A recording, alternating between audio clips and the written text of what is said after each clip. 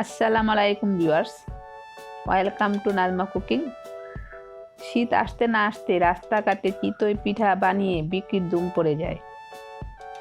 আমি আজ করে দেখাবো চাল গুঁড়ো না করে চালের ব্যাটার বানিয়ে কিভাবে চিতই পিঠা বানানো যায়। প্রথমে কিভাবে ব্যাটারটা তৈরি করা যায় তা দেখাবো। প্রথমে আমি চিতই পিঠা বানানোর জন্য 250 গ্রাম আতপ চাল নিয়েছি। চালটা আমি 2 ঘন্টা ভিজিয়ে নিয়েছি। আপনারা অবশ্যই চালটা 2 থেকে 3 ঘন্টা ভিজিয়ে নেবেন, তা না হলে চালের ব্যাটারটা ভালো হবে না। এখন আমি একটা ব্লেন্ডারের জার নিয়েছি, এর মধ্যে আমি অর্ধেকটা চাল দিয়ে দিব।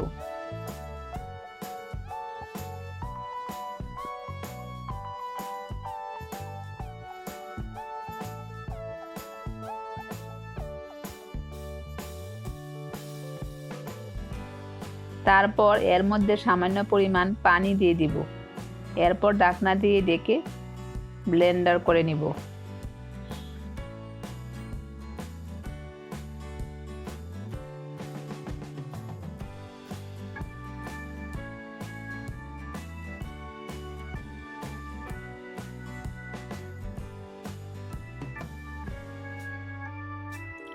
আমার চালের ব্যাটারটা প্রায় হয়ে গিয়েছে। এভাবে পুরো চালটাই ব্লেন্ড করে ব্যাটার বানিয়ে নেব। চালের গুঁড়ো না করেই দেখুন আমার ব্লেন্ডটা কত সুন্দর হয়েছে। এখন দিয়ে দিব স্বাদ মতো লবণ এবং সামান্য নেড়ে দিব।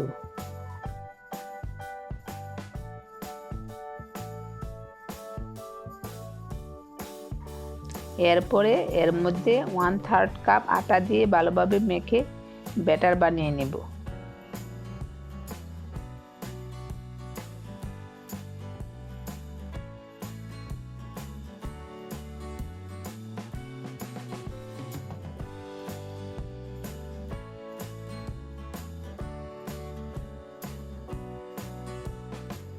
আমার ব্যাটারটা সম্পূর্ণ তৈরি হয়ে গেছে। দেখুন ব্যাটারটা কত ঘনত্ব হয়েছে।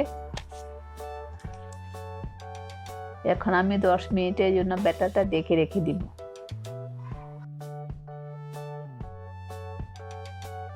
দশ মিনিট পর ফিরে আসলাম। এখন চুলায় পিঠা তৈরি করতে যাব। আমি একটা মাটির খোলা বসিয়ে নিয়েছি। আমার খোলাটা একটু ফেটে গিয়েছে, তবু অনেক ভালো পিঠা হয়, তাই আমি এই খোলাটা নিয়ে নিয়েছি। এখন আমার খোলাটা গরম হয়ে গেছে। আমি একটা কাপ নিয়ে নিয়েছি। এই কাপের মাপে পরিমাণ মতো ব্যাটার দিয়ে দিব, যাতে সব পিঠাগুলো সমান আকারে হয়। চুলার আঁচটা মিডিয়াম থেকে হাই হিটে থাকবে। এখন আমি ঢাকনা দিয়ে 2 মিনিটের জন্য ঢেকে দিব।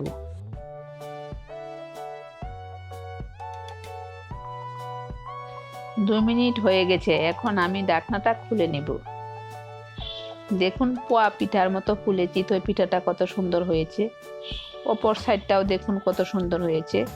এখন আমি উঠিয়ে নেব। এভাবে আমি সবগুলো পিঠা বানিয়ে নেব।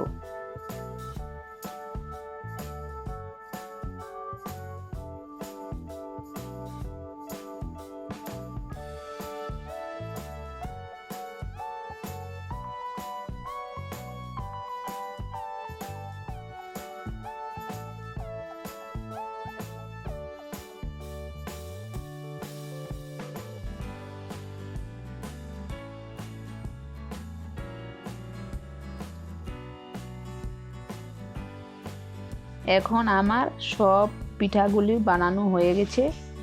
এখন আমি পরিবেশন করে নেব। দেখুন কত সহজে স্বাস্থ্যকর পরিবেশে ঘরে বসেই হয়ে গেলেও জনপ্রিয় চিতই পিঠা। আমি মাংস দিয়ে পরিবেশন করলাম। আপনারা চেপা শুটকি ভর্তা, ধনিয়া পাতার ভর্তা, সরিষার ভর্তা দিয়ে পরিবেশন করতে পারেন। আমি এখন একটা পিঠা ভেঙে দেখাই। দেখুন কতটা পারফেক্ট হয়েছে।